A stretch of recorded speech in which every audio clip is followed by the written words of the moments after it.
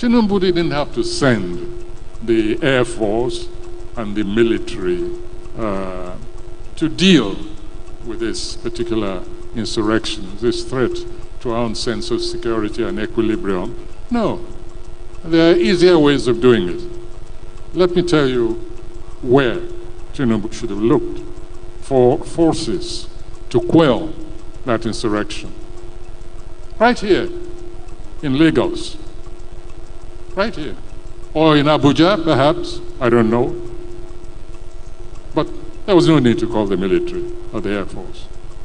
I'll tell you what happened. On one of my home visits, this about 2 months ago, I was coming out of a hotel and I saw what looked like a film set. And I said, oh, they're shooting a film. That was on the grounds of this hotel. And a young man detached himself from the actors, came over and greeted me, very polite, very nice young man. And I said, are you shooting somebody? I said, I'm just joking. Are you shooting a film? He said, no. And I looked around. There was nearly a whole battalion occupying that, the grounds of that hotel, in Ikoyi, right here. So I got back in my car and I asked the driver who that young man was. And he told me. And I saw this SWAT team, a mixture. They were at least heavily armed, at least some 15 or so heavily armed to the teeth security personnel. Looked sufficient to take over a small country, neighboring city like Benin.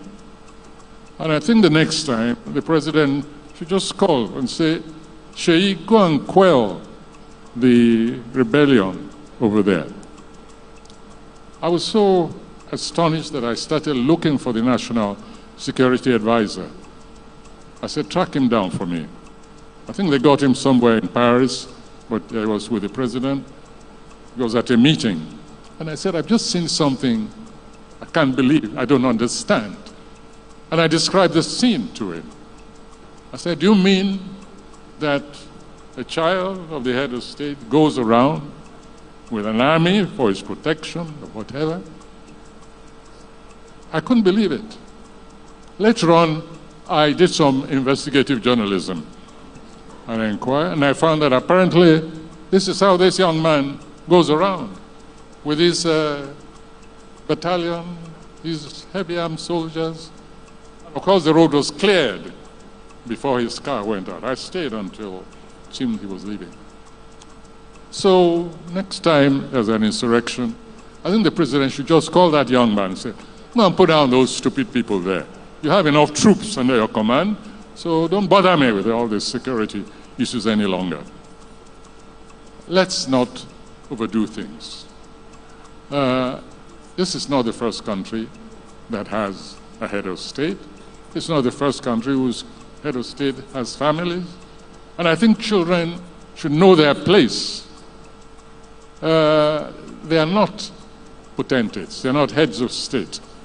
And the security architecture of a nation like this suffers some injury and alienation when we see such a heavy devotion of security to one young individual.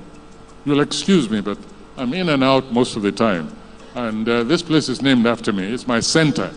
So if I go off the immediate subject of our awards, I hope you'll excuse me for taking possession of my own center.